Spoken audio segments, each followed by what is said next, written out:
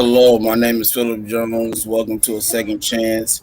Today I have my good friend, Mr. Jonathan Trailer, with me today, and we are going to have a great conversation with Patrick Hubert here. Um, Patrick, I'm gonna play your intro, and we can go straight into your story, man. Great.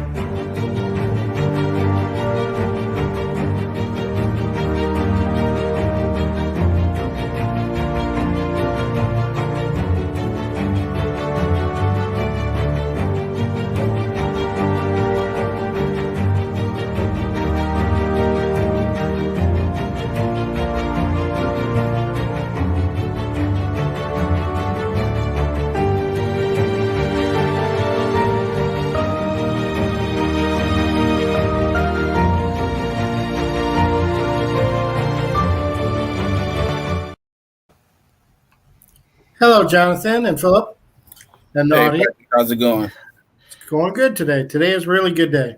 Hey Patrick, Good. I was kind of jamming out to that intro. That was really That really was cool. fantastic. Really You cool. guys put that together yourselves? It's a collaboration between me Really and good Phil. effort. I really like that. That was. Thank you. I appreciate it. Thank you, sir. I Thank you. appreciate it. That's So, before you start, I do want to say this to everybody. I apologize for having to cancel. Was admitted in the hospital, so we had to reschedule Alex's interview, which should be sometime within the next 2 weeks. Hopefully, we can find somewhere to put him. It'll more than likely it'll either be on a Saturday or Friday or something like that. But we will be having Alex interview for sure. He's also looking for a living donor, and we definitely want to have that interview put out there for him to find a living donor as well. So, Absolutely. Mr. Hubert, take it away, sir. I don't know what to say here. Basically, I'm Patrick Hubert, and it's pronounced Hubert, actually. I As in like, hey, apologize. Hubert. I'm Belgium. It's a French thing. H and T are silent. And basically, I've been put on the national kidney list through Henry Ford Kidney Transplant Institute for a few months now. I'm end-stage renal disease. My kidney is dropping a percentage at least every month so far since the beginning of the year. And I'm finally in end-stage renal development. And basically, I need a living donor in order to get a kidney that will match me. I have O positive blood, but they have a swap program where basically any blood type would work. So any donor would be welcome to switch. So please don't think just because you're not O positive that you cannot donate to somebody who needs an O positive organ. And that's about it. So, Patrick, what is your reasoning for developing end-stage renal disease? Where did everything start at? Oh, that's a good question. I was a type 2 diabetic since my very early 20s. I was diagnosed and I had high blood pressure, but it's mostly been the type 2 diabetes.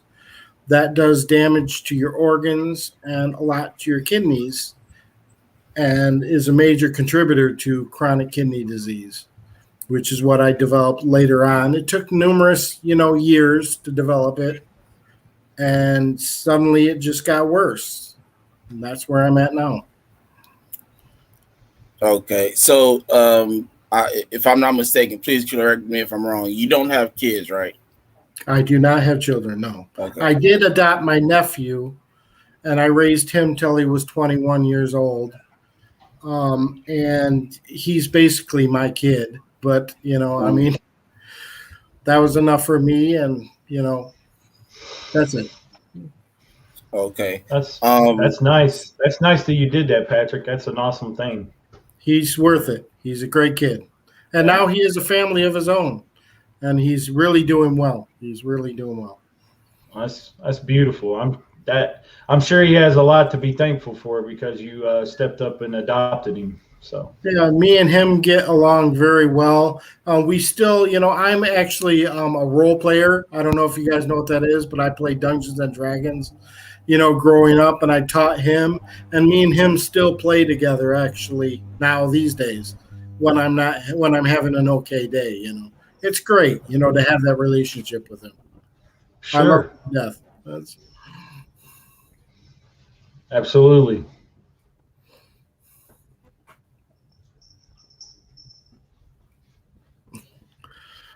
I don't know if either of you guys have that type of a hobby or. No, I'm more into like chess, things like that, Patrick. And the older I've gotten, I've kind of stopped playing a lot of the games that I grew up with. But yeah, I do enjoy playing chess and stuff like that. So. I'll have to play you sometime. I enjoy playing chess as well. All right. I have most of my life. That's a deal. Do you guys have children? I believe Jonathan does. Do you not? Yes, I do. I have two children. I have one that's 18. He'll be 19 in August. He's going into his second year of college. And then I've got a young lady, a daughter that's 17. She just graduated high school. So, wow. Yeah. How about you, Philip?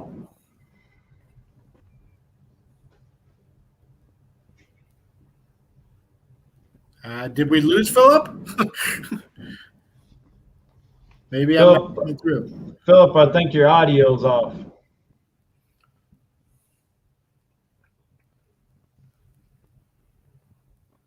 You there, Phil? Well, while we're waiting on Phil to work out the technical difficulties, Patrick, why don't you talk a little bit about like your support team? Do you have anybody that you talk to, or a staff, or anything like that? Maybe a community or somewhere that you meet for support? Mostly, to be honest, I don't have many friends anymore. As soon as I started to get sick and not able to do things, my friends sort of lost interest, and it's very hard to be there for them when you can't be there for yourself. And that was my case, and I've lost pretty much all my friends. So I have very little support staff, except for my nephew, like I said, who I raised. He's always there for me. My mother has always been there for me, but she recently actually has been in the hospital for the last 2 months. She was in really serious condition, and, thank God I can report that she is actually doing quite well now. She has been released to a rehabilitation center out of the ICU of the hospital. So she is not in critical danger anymore, and she is rebuilding her strength and doing much better. So she has been my cornerstone of my life. Awesome. I'm definitely a mother's boy. Yeah, me too. I love my mom. She was a strong force in my life too. So I can definitely understand why you say that. But so you say you've lost most of your friends and stuff because of maybe that they're scared that you're going to maybe ask them about the kidney or maybe because maybe you're always maybe down about dealing with kidney disease, or things think like that's that. more than what it is. I don't think they've abandoned me because they're afraid I'm going to ask them for a kidney. Even though, they don't understand and they don't know how to deal with it. It's a lot of people just do not know how to deal with other people being sick when they're not. And it's very hard to understand. And I understand that perfectly, and when a person can't go out, I used to be the adventurous type. I used to do white river rafting. I used to do kayaking. I used to do skydiving. Flew a plane. I had my private pilot license. I used to be that guy. And now I can't do any of that. So all the guys who want to be that guy and want to be around that guy, it's sort of rough seeing me like I am. And some days I'm very rough. I'm very, very sick, some days. Today is a very good day. Today I'm doing really good. So, Awesome. Thank you for the interview on today. The stars are shining for me. Awesome. Phil, are you back with us, brother?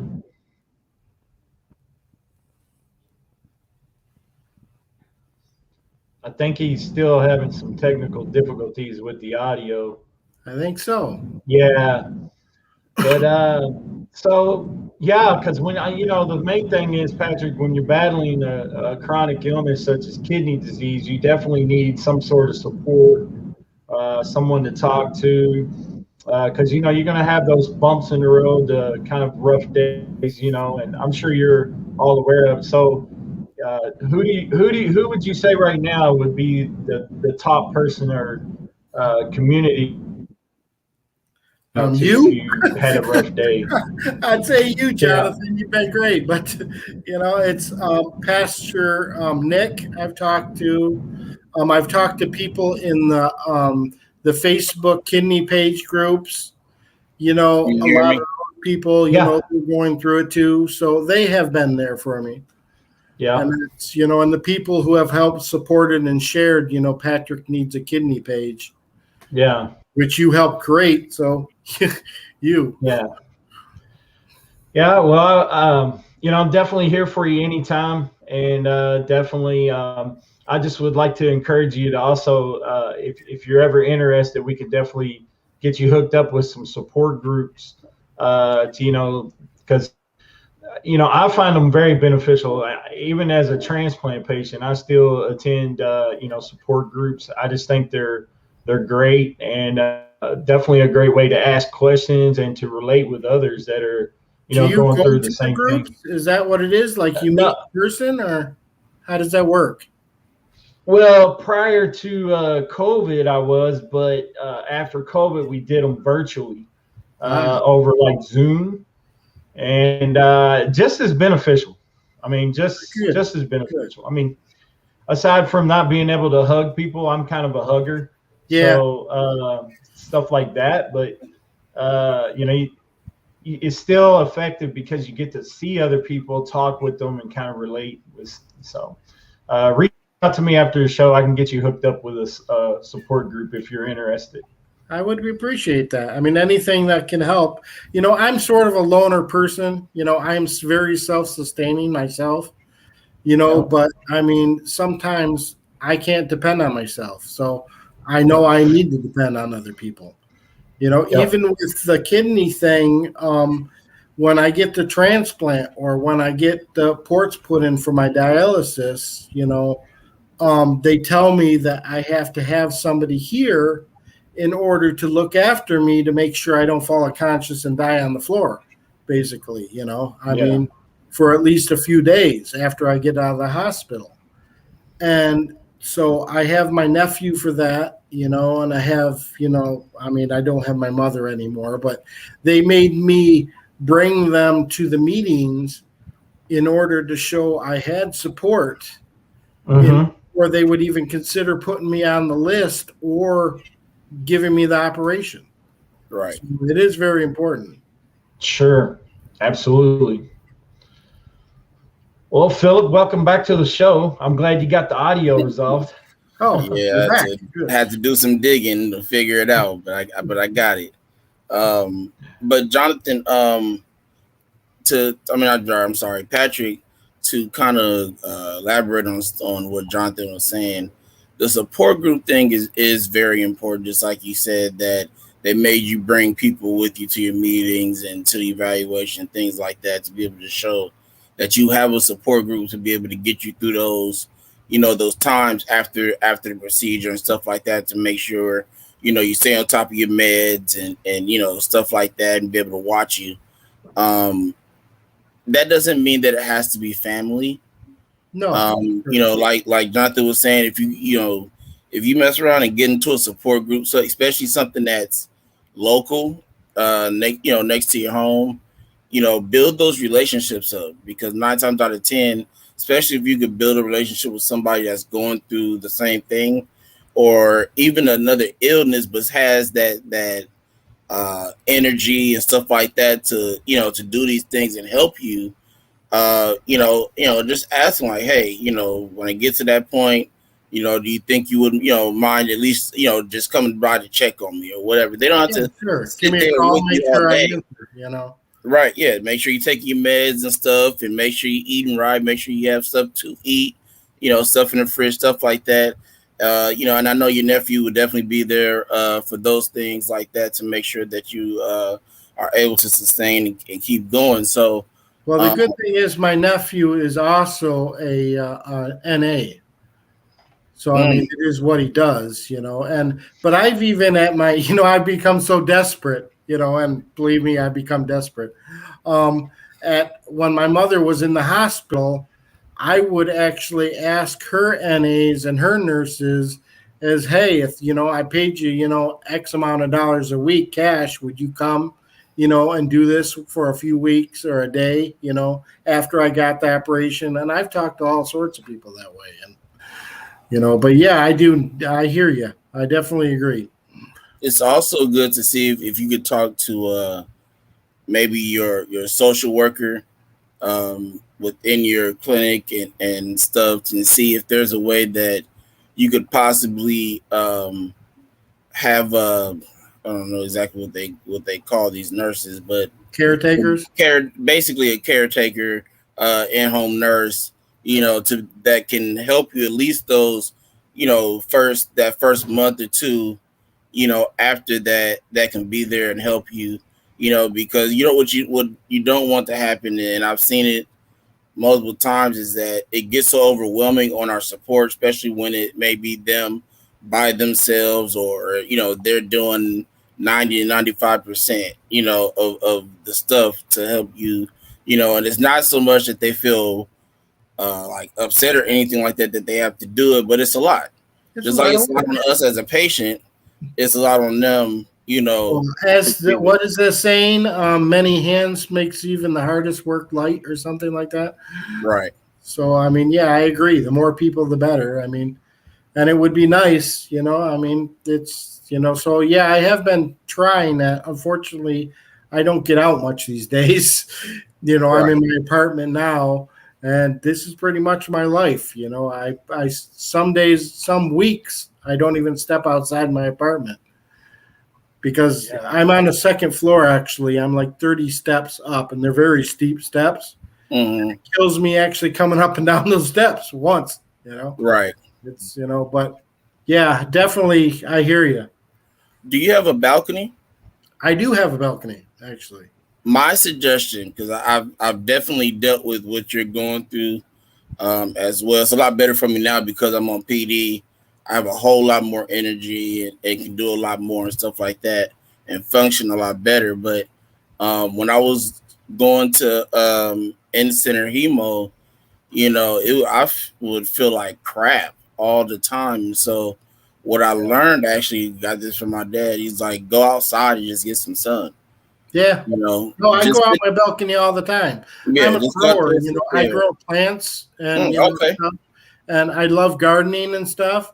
And my balcony is just full of plants. I mean, just a few, because it's a balcony. Right. I have peppers. I have actually a lime tree and a lemon tree. Okay. It's cactuses and stuff like that, But yeah, I go out there as much as I possibly can. And I agree, it lifts your spirits, Definitely. because I would go and at the time when I had my car before I sold it, I would just go sit in the car for like 3 or 4 hours and just listen to the radio and just sit there, relax, and let the breeze hit me and get some sunlight and stuff like that. So definitely whenever you have those chance, of course now if you just feeling straight down, I'm not saying to push yourself. Oh yeah, I can't kill myself, but right. But when I'm really, really bad, I can't get out of bed. I mean, I really can't. Right. When you have that energy, just even if it's like a little now. Bit, right? Exactly. Just like now, I was outside earlier today. So. Yeah, I like, believe it or not, sometimes I'll just go out there and I'll just take my fingers and I'll just like put them in the soil of the pots. Mm-hmm. I mean, just to touch the soil. I mean, it's a connection. Right. No, it definitely really does make a difference. My dad is actually a gardener at a junior college, so I know about pretty much all of that. And my grandparents, when they were alive,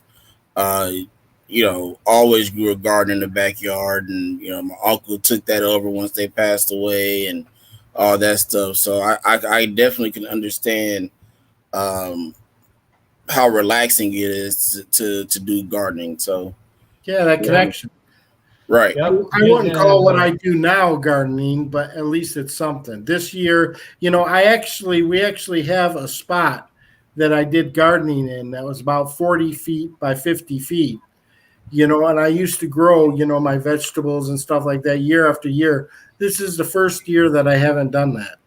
But it's what I can do, and I do what I can do, Nice. Right. It's nice to be able to get out and get that vitamin D and connect, with the sun and listen to the birds chirp and, let the wind blow through your hair, so to speak. You can't get it from milk.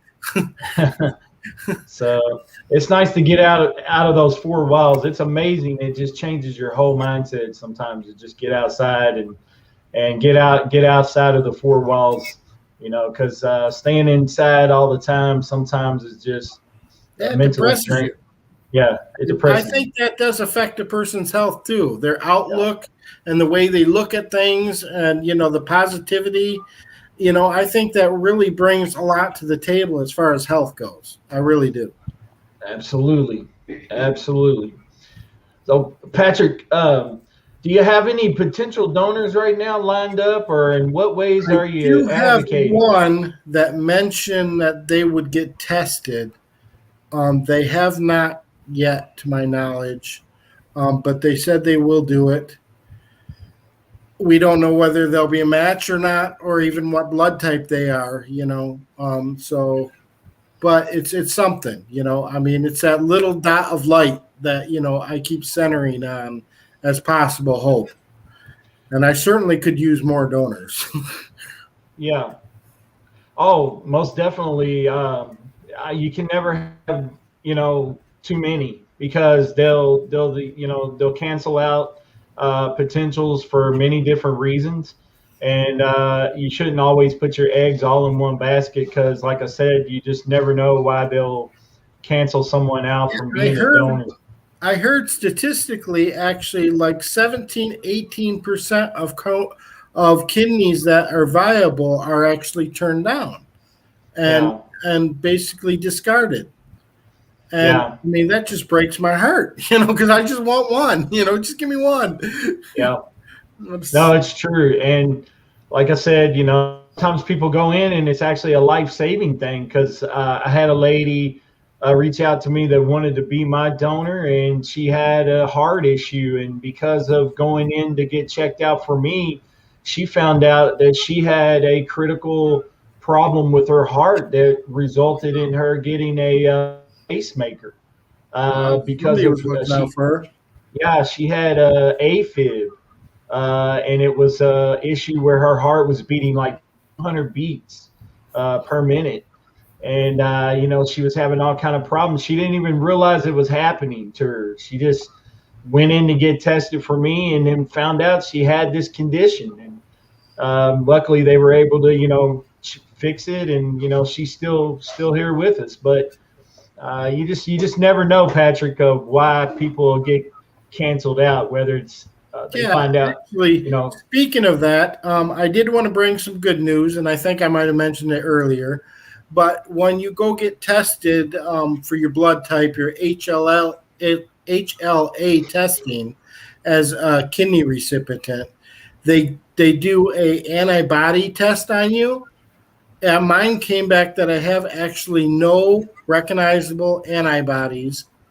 So, I mean, from my understanding, is my suppressants on chance of rejecting a kidney that is donated from a live donor should be pretty good. My body should not reject it as much as other people's would. Yep. Because I do not have those antibodies. So thank for that.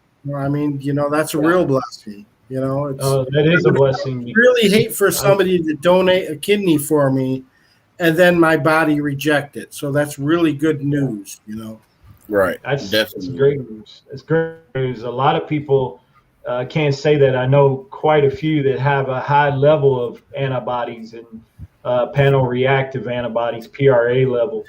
And it's kind of like finding a needle in a haystack, for them to find a donor. Yeah. Because their PRA level is so high and their antibodies are so high that it's really hard to find that match. It's almost like they got to find that, exact match, the perfect match.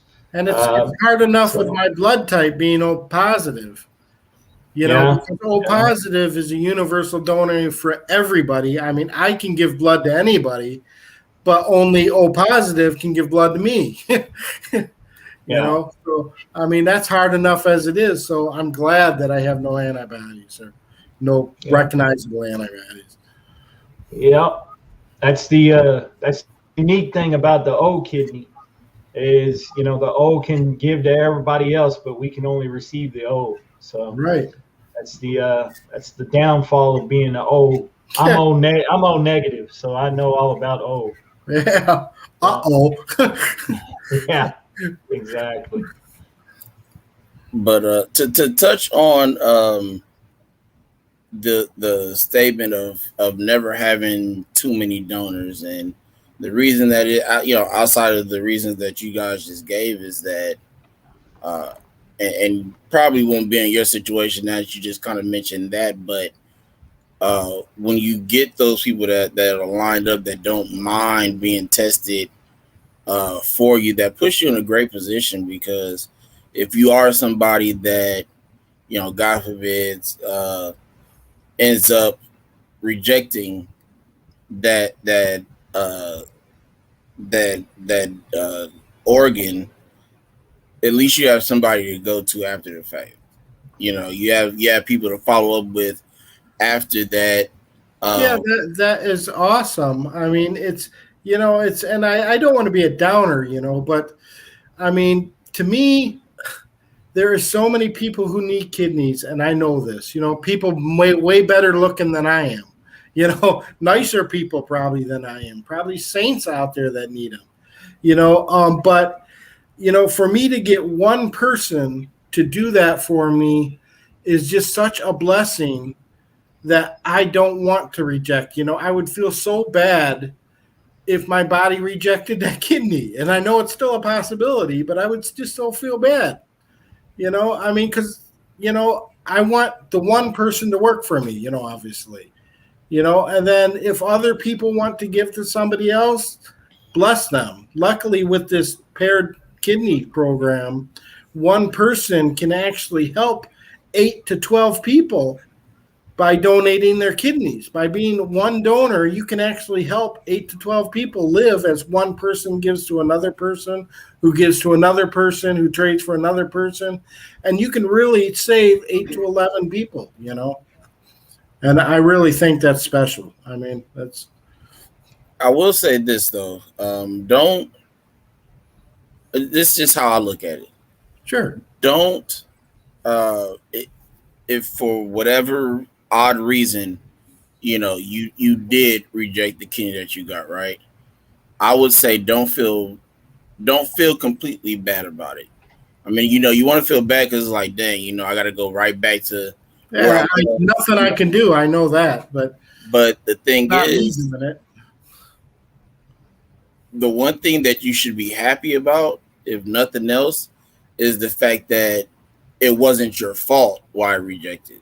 Right. Because once you get in that realm of possibilities that it's your fault, that's when the fight for you to get another one is just that much harder, because now they're going to question every single thing that you do when it comes to your health to be able to put you in a position to get another organ if they see, That's why. Hey, stop taking his meds, or I'm never going to stop taking my meds. Right. I'm always going to eat healthy. I'm going to take care of myself. I take my meds on this millisecond. I have a timing, actually. Well, if you need to go do that, go ahead and step away. I could do it. No, not at all. Not at all. No. I'll go ahead and play my commercial, and you have about 2-3 minutes. I already put it on the phone message, but you can take a commercial break if you wish. But I mean, I know what's more important, and me getting a donor and being loyal to the audience is far more important than a phone call right now. It wasn't from my kidney team. If it was from my kidney transplant team, I would have took that call in a millisecond. Oh, it was a call. Okay, I thought you said it was time for your meds. I apologize. Oh, no, not at all. Okay. Well, yeah, I will go to a commercial in a little bit, but so you said you feel good today, which is always a good thing. What is your ratio like of days when you don't feel that great and days when you do? I usually have 3 really bad days a week. Then I have probably maybe 3 okay days a week, where I can function and do things. And then if I'm lucky, I'll have a good day, actually, which today is, that I actually can do stuff. But the problem is that with this, what happens is I never know if or when which is going to be which. Right. So like I wake up and I feel great. Yay. I start to do something. 2 minutes later, I'm crashing. Right. And I'm dizzy. I can't see. My vision blurs, I'm a mess, and then of course I get weak, and I have to lay down, Right. So I never know, but today has been good, actually. Today has been a good day. Good. I'm definitely glad. I would have hated for you to have to do this interview and you feeling, horrible. I know how that is. I've done some interviews where I feel like complete crap. So yeah, I'd still do it. Oh yeah, I mean, yeah, you still do them, but in the back of your mind, it's like, when is this over? Yeah. It's like I'm glad I'm able to do it, and I'm up and I'm talking, but it's like, the main thing in your mind is like, can I go lay down, please? Yeah, Like, I know the one time that I do not do what I'm supposed to do, or if I don't give an interview or something like that, or reach out, where I could have. It'll be that one time that I could have found a person, and I don't want to have that thought going through my head. So I will do everything that I possibly can to do the best that I can, and I'm going to fight for it. That's what you got to do. You got to be on advocate, in a lot of ways, to get there, man. And so that's a great thought process to have. So, but I'm going to unless Jonathan, if you had a question you want to ask real quick. No, good. Go ahead and roll on with your commercial. We'll be right back, guys. Okay.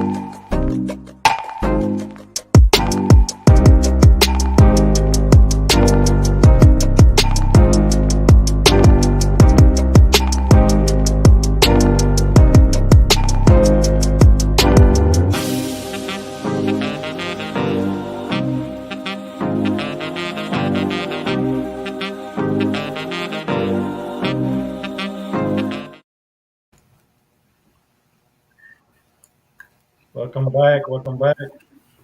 Welcome Glad back, to be back. everybody. How's it going, Patrick? How you feeling? I'm still feeling okay. Good, good, good, good. Yeah. Great presentation there, Phil. Thanks for sharing. Oh, I appreciate it. I appreciate it. I like to, you know, give people their props, especially when they're due, for any, great highlights, in their lives and things like that. So, for the people that are in that commercial, people that I know or maybe related or friends of somebody that I know, like the graduates, your daughter, and yourself, Wills, and Sharon Rose, and that have their own show or their own nonprofit, that help with the donation process and being advocates and stuff like that. So, everybody in there are really good friends. So I definitely appreciate you all for the help that you given me, because I'm probably the newest one to the table. So I definitely appreciate your help. It's really good when everybody helps raise everybody else up. There's so much negativity sometimes that holds people down, and it's like you can't do this, you can't do that, or people are more than willing to give you criticism. But people help elevate you. You all prosper, and we all do good. Yeah. It's really good to see that. Yeah. Oh, for sure. No, Philip. I'm pretty new to it too, and enjoy networking with others. And one thing I found out about the kidney community is it's very welcoming. And with me being a kidney transplant recipient, I wanted to help as many people as I can, but not only patients, but other people that are doing the same thing, coming up new and stuff. I modeled my show after some of the shows that I was on. The Warrior's Quest with Jared Brown. I was on Steve Belcher's Urban Health Outreach Network media, on their shows and things like that. So when I was the low guy, they were helping me out and sending me people, and I wanted to continue and help other people too that were doing shows just like mine. So definitely have been a great connection, Philip, with Hope with Jonathan, and I look for continued joint interviews and projects in the future. So it's an amazing thing to share warrior stories such as Patrick's, and because at the end of the day, I'm a kidney warrior as well. So I'm just trying to help others. But right now, the main focus, is back to Patrick. I have one question for Patrick really quickly. All right, go ahead. In what ways are you advocating for yourself, a donor, other than just doing the shows and things like that? But like, what other ways are you? I go talk to everybody I run into about it. Not just hey, I need a kidney, give me yours, type of thing. Because that's silly. But advocate, telling them the actual facts behind it. How a person really has two kidneys, and they can survive just fine with one, actually, and live a perfectly normal life. How if they give, incentives, like if they give their kidney and they become a donor, they can possibly even get a voucher for the future of maybe if a loved one that they don't know about now has a kidney problem, they can cash in that voucher, evidently, to help them higher up on the list. And as well as expenses paid and stuff like that. So, various, educational purposes I talk to people about. I talk online a lot.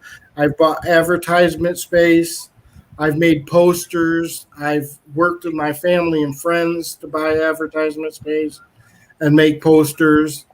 Things like that, and, anything that I can come up with, I basically try to do when I can, when I'm having a good day like today, Right. So No, yeah, it's important to be advocating and important to every chance you give to let people know, because I mean, you never know when you're going to run into that one person, who not only can help just me, because I'm not just out for me, but maybe help somebody else if it's not me. Maybe they'll get tested like you stated and find out something about themselves that needs help. Yeah. And it's just we all work together to do good. Yeah.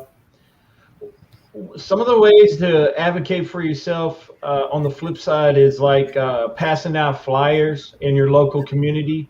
You'd be surprised at like when you go to like hardware stores and just different places, churches, bowling alleys, all kind of different places have those cork boards, where they share like local information, things like that. So you can ask them, hey, I'd like to hang a flyer. I went to a couple of restaurants and places like that. They put them in the windows. You'd be surprised when you talk to people. I think I only had one place tell me no, and it was because of a corporate thing. But most of your local places that are locally owned, privately owned, mom and pa type of, restaurants, things like that, they'll let you hang a flyer up. Most people are good people at heart. I mean, we're all good people at heart, I think. For sure. And most people will help you if they can, just like I would help anybody else when I can. Yeah. And it's how we get along in life. We're all human beings. Another great way, Patrick, is T-shirts. And I know if you're like me, you're living on limited resources right now because of your situation. Can't work. I actually know a company that will actually print you 5 free T-shirts for free in need of a living donor, and they do this to help people.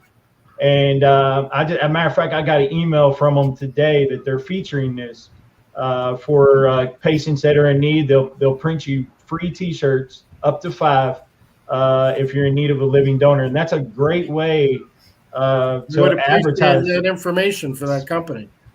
Yeah, I can share it. I can share it to you after the show. But you're basically a walking billboard at that point. Wearing a shirt out. If I got out and walked. Well, that's true. But I need to give it to people like you, Jonathan, who get out and walk all over the place.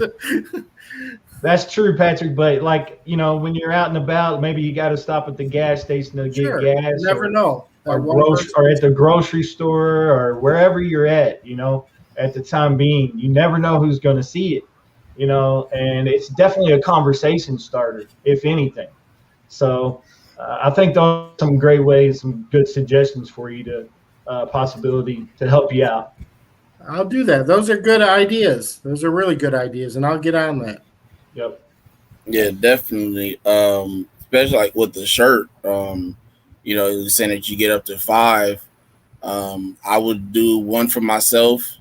And then, like you said, those other 4, I'd give them to people that I know go out on a consistent basis, that are always in grocery stores, always in malls, or always, just taking walks in general, things like that. And you just you change the words to it so they don't, necessarily have to think that it's them, but it's for you, Right. So like yours would say, I'm in need of a donor. Theirs would say Patrick's in need of a donor, or, however you want to word it that way, so people understand that it's for you. Jonathan, whoever that company is, that's great. Like you said, there's a lot of people that are awesome. I've always liked that catchphrase, and I believe there's a group that uses it. Share your spare. Yeah. That is a really good catchphrase, and that's probably what I would have on my shirt, I think. Yep. Yes, because sir. That's what it is. It's a spare. I mean, it's weird it's always weird to ask somebody for something like this, but the truth is that you can save somebody's life by sharing your spare. Yep. I just sent it to you, Patrick. That was the dean. I heard that. So, but No, Patrick, I really appreciate you coming on, sharing your personal journey with us. And where can people find out your information? Tell them a little bit about your Facebook page. My Facebook page is Patrick Needs a Kidney. It's on Facebook. You can do a search for that phrase itself, and it should come up. It'll have a picture of me on my kayak, probably. And it has all the information available. My coordinator, as is listed on the scrolling below, is Alicia Landrum. She's my outreach coordinator. And I go through Henry Ford Transplant Institute, which can be reached at henryfordkidneydonor.com. Yep, that's it. That's my page. Yeah. And any information. That's Patrick on a boat. Yeah. On a boat. Yeah. I love kayaking. I just really love getting out and doing stuff like that. I haven't been able to now for almost 2 months, but, and the last time it was a real chore. It was nearly, it really hurt. But I got out there 2 months ago and I remember it, as long as I could keep it in my memory, Absolutely. What made you start doing those types of things? Like, what was your experience that got you into consistently doing that and liking it? I've always been a troublemaker. I hate to say it that way, but I've always been one who's the guy who does the thing, hey, you want to roll down a hill on a tire? That's me. You want to, I ride motorcycles, I go-karts. I always had go-karts. I always did BMX, motocross, jumping, ramps, tabletops, and tricks, skateboarding, and like I said, I got my private pilot's license. I lost my private pilot's license because I had eye surgery. But I had it, and I loved flying. I mean, geez, flying is the thing. If anybody can do it, I suggest you do it. Just go out there, go to an airport that has private lessons, and it's really cheap. Take your first introductory flight, and they'll take you up, and you'll love it. But I've done parachuting, skydiving, bungee jumping, hiking, trailing. I've just always loved the outdoors and doing things. That's just who I've been, and I haven't been able to do a lot of it. I've never been a rich person. And it may sound like it's saying I'm a pilot, but no, far from it. I really struggled to earn that, and it costs a lot of money, but, I did it, and I mean, it shows if you really work hard at goals, no matter what it is, you can really make it, no matter how hard it is, how difficult. And I'm going to beat this kidney problem. I'm going to get my transplant. I'm going to work hard at it. I'm going to survive another 20, 30, 40 years. You watch. You know what, Patrick? I'm glad you said that because you kind of put everything in a nice little package and put a bow on it. And the reason why I asked you that question is because now whoever watches this, the one thing that can't question is what will you do with this kidney? They're able to see that you're going to, go back to living your life the way you lived it. Those things that you were doing, some people will consider dangerous, right? That's because, not all of them want to do it or, maybe afraid of heights or, like me, I'm not so much of an in the middle of the ocean person. so too many sharks, right? I'm not. Yeah, if anything happens and I have to just happen to sit in water, there's no telling what's going to happen at that point. So, but we're able to, and this is the point is to be able to get this information to potential people who may down the line say, hey, you know what, Patrick, I don't mind getting tested for you, and I hope so. But what that does is that they understand that you're gonna use it. I will treat that kidney as such a luxury and such a blessing that, you have no idea how well I will treat myself and be blessed every single day I live after that transplant. and I will treat, and because I know it is such a blessing to get a kidney. So I have one last question. And Jonathan, if you have anything else to say, you have 18 questions after the fact. Do what you got to do. But what will a living outside of the stuff we just discussed?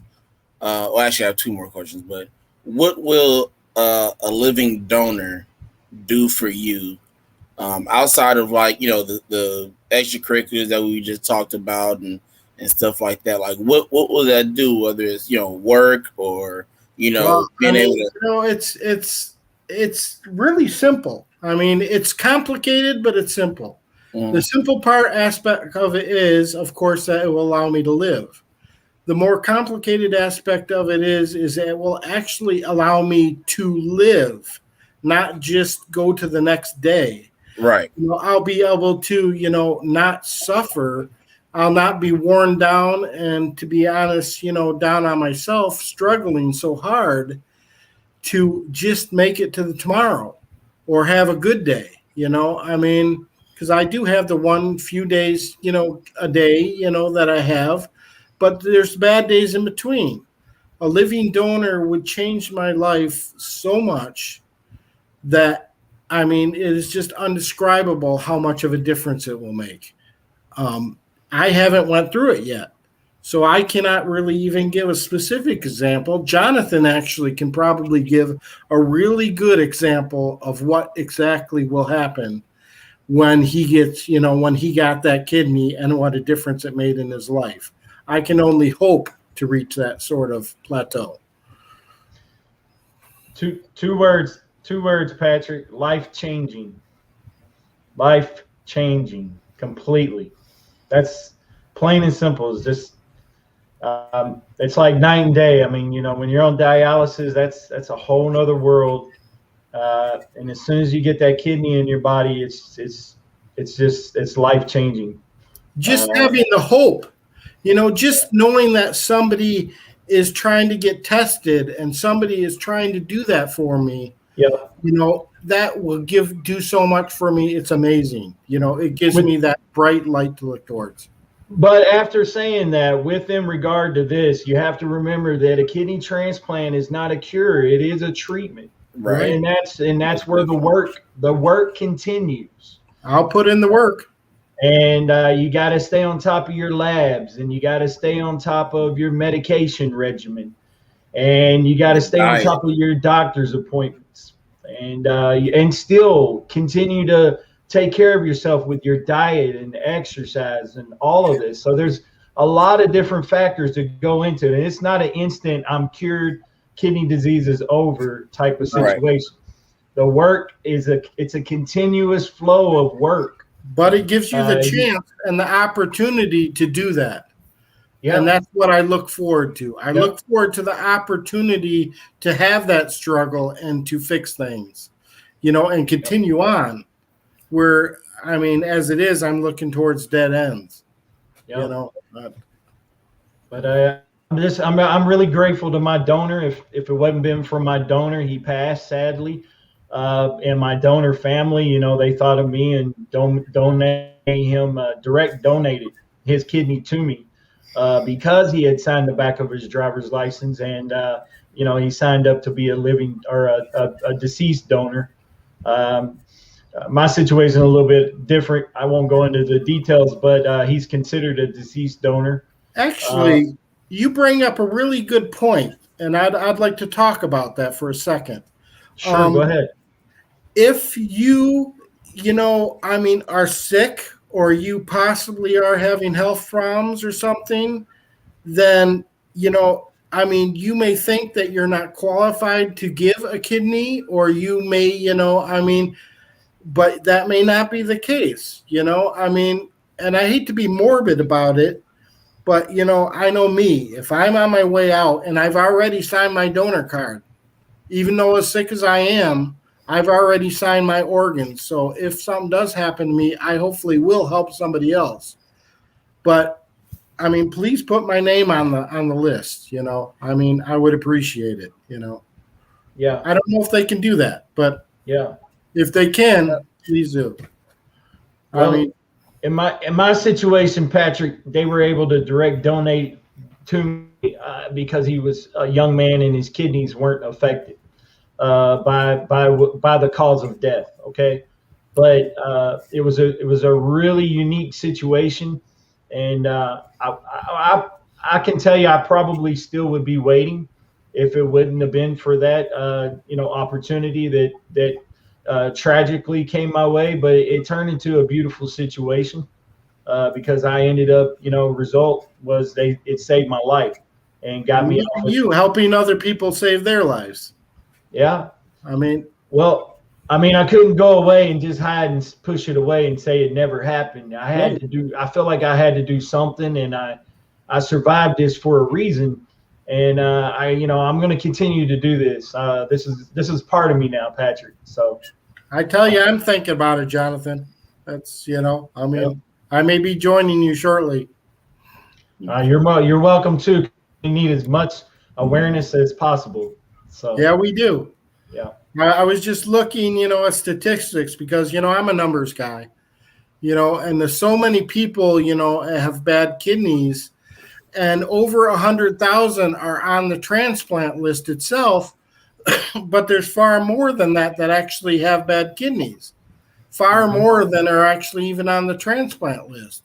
And people have to fight to get on the transplant list. I'm lucky I got on it, and I feel blessed that I got on it. But so many people are in need, but yet there's so many millions, 322 million plus people in the United States alone are out there that could help us. Please. Yeah, absolutely. No. Philip, you had another question? Yeah, before I say that, I wanted to say, Patrick, stay who you are.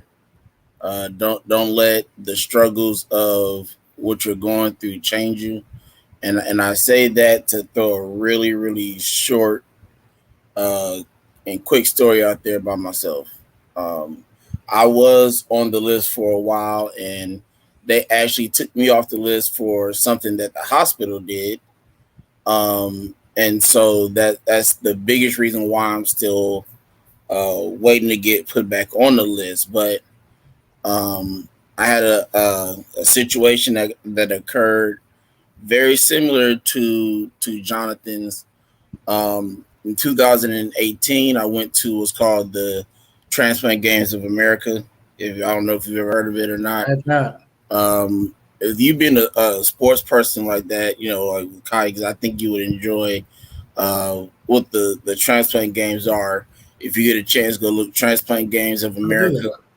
And so a month before the Transplant Games, Team Southern California, we had our team meeting at the park.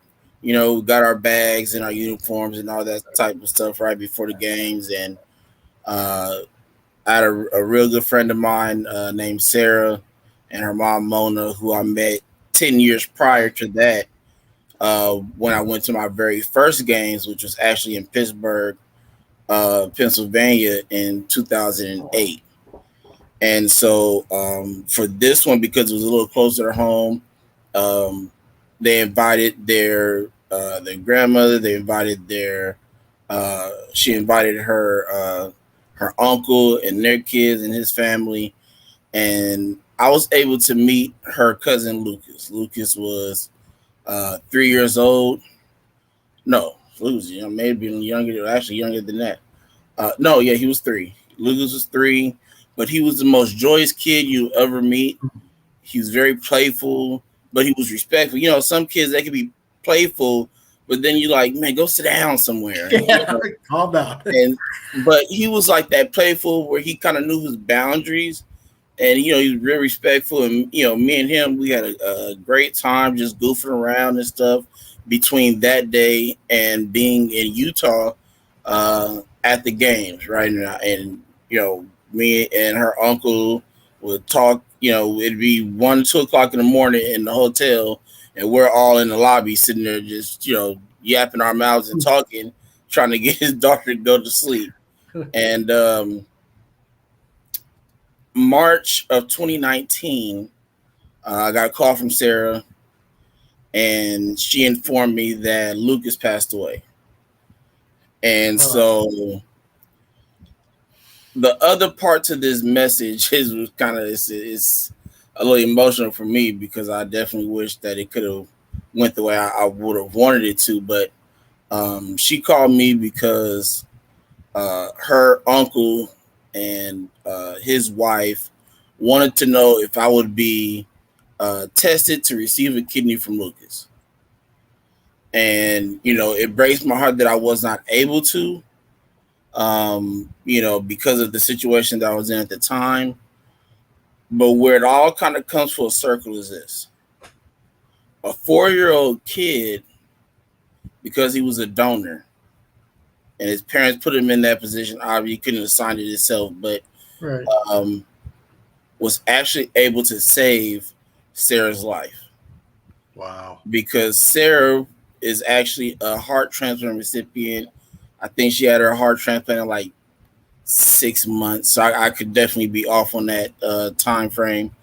But because of all of the time that she was taking those meds with her heart medication, it actually affected her kidneys.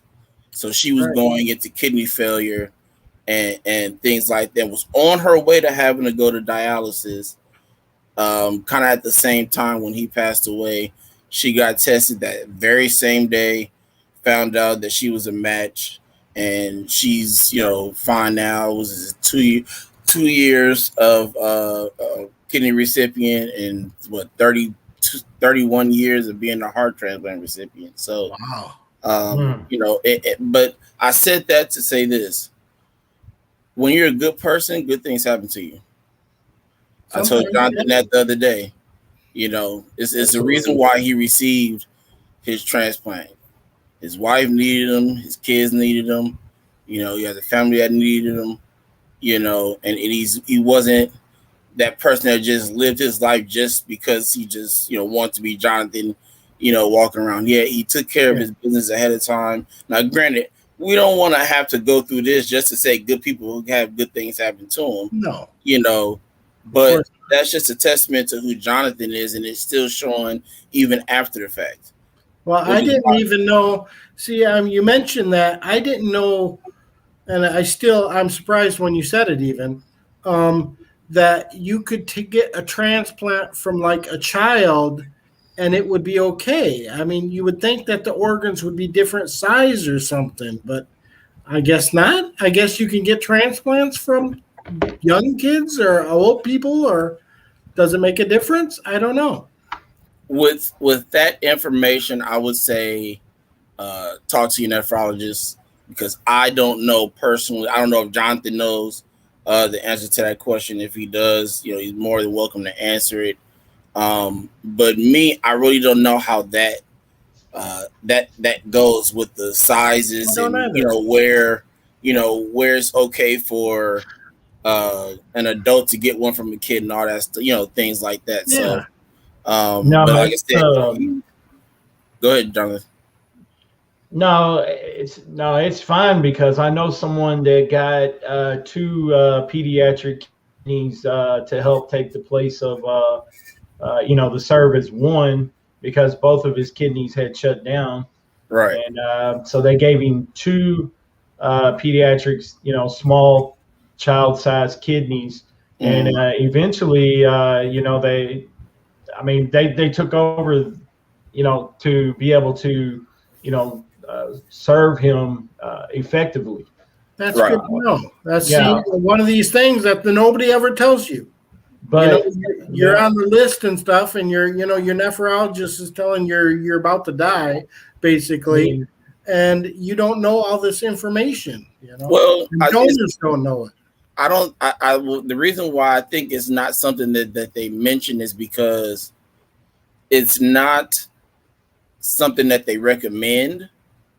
Because I remember even when I was originally going for the transplant that I had, the first thing my mom and my dad were asking in their divorce was, is it okay for his sister or his brother to do it? And all the doctors that I talked to was like, yeah, we don't recommend it because they're under the age of 18, and I guess things are still developing or whatever. So I know that they would never just say, okay, hey, we're gonna take your 2-year-old kid. Right. Well, no, I'm not saying that. Mm-hmm. I'm just saying even from like a deceased who's newly deceased, or about to die, or something like that. I would be very much against taking a child's kidney.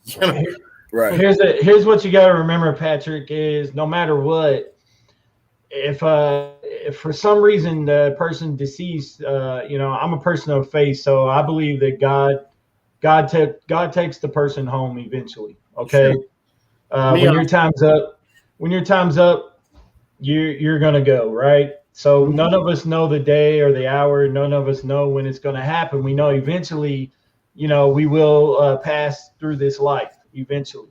Right. But so the way I was told, because I had a lot of guilt from taking the knee at first, and then I was told, look, someone's gonna get this kidney, right? So it might as well be you because it was offered to you, right? Right. And so the way I would look at it, Patrick, is if you were offered let's just say in a hypothetical situation, you were offered a kidney that just so happened came from a young child or a teenager or whatever the situation was. Oh, I would not refuse it. Yeah. I mean, that's not what I'm saying. Of course not. Because I think even far worse than it not going to me is it not going to anybody and not saving anybody's life. Yeah. That would be just so horrible. It happens all the time. So many times organs are just wasted every year when people could use them to live, and that is very important for donors to know. I think everybody should be a donor. Like I said, I've already signed my donor card. Anybody who's went through this has to know that how much of a difference and how important it is to be a donor. It doesn't matter, when I pass, I'm not going to need my organs and stuff. Right. So I'm pleased let it save somebody else's life. Definitely. I would like to thank Melissa for putting that up there, Donate Life. I'd like to encourage everyone to go over to donatelife.net and sign up to be a donor for sure. Absolutely. And Me too. Also, if you've been watching this interview and you want more information on Patrick, of course, on the ticker bar below has been Patrick's information. And you definitely can reach out to Patrick's website there. You sign up to test to be a potential donor. Also, his transplant coordinators there as well. And you can also go over to the Facebook page. Patrick Needs a Kidney Donor over on Facebook page. And you'll see a picture of Patrick on his boat, on his just say hi. Just say hi, Yeah. I'd be more than happy to talk to anybody who wants any information or to talk, It's been an incredible interview, Patrick, and I really appreciate you coming on, man, and sharing your story, and always a pleasure, Philip, to interview with you, brother. Yeah, thank you, Philip, and thank you, Jonathan. Thank you, Patrick, for and to your audience agreeing to coming on and telling your story, man. I take real pride in hosting this show and being able to get great people's story like yours, like Jonathan's, and the many others that have organ transplant, whether they have one or don't, and just have stories.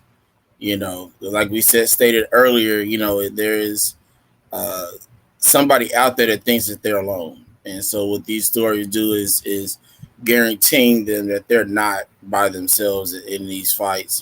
So again, I definitely appreciate you coming on, Jonathan. As always, it's a pleasure. Bless you.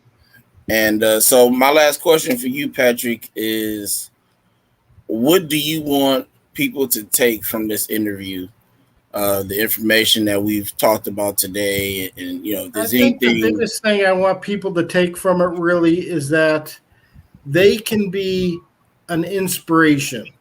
They can make a huge difference, in somebody's life, indeed to give them life, but how important it is and how important they are for doing it.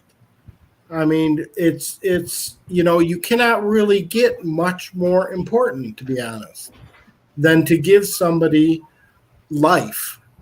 And, not just me. You want to donate to somebody else, please do.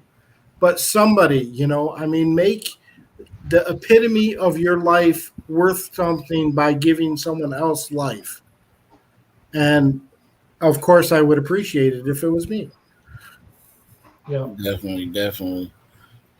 Well, normally we would do this show on a Sunday, but tomorrow's is Father's Day, so I definitely want to Happy Father's Day to both of you. Thank you. I honestly, I wish I did have a kid. I'm not even gonna lie to you. But no, happy Father's Day to you. I asked you earlier, but your sound went off. Oh, that's what it was. That's right. Yeah, you did. No, to answer that question, I have a niece, and I consider her kind of my kid to a degree. She does have her parents, but I have some uncles and some uncles that have passed away that, even though they had their own kids, they still kind of raised me as their own as well. I understand. And so, I just try to, at this point, I'm trying to follow their footsteps and being able to provide for her, that extra. It takes a village. So, I'm just trying to be that addition to her village. So, but Patrick, again, like I said, happy Father's Day to you. Happy Father's Day, Jonathan. Normally, I would just kind of hit this end button over here, but I have a small Father's Day kind of tribute video that I'll end with, and then I'll end the show. So everybody, appreciate you watching. You guys have a great day tomorrow with your fathers, grandfathers, uncles, friends. If you do a friend thing or whatever. So we appreciate you watching. We look forward to seeing you next week. We'll be talking to Leslie White, and we'll have another great interview, as always, with Mr. Jonathan Traylor. You guys have a great weekend. Yep. And we'll be, I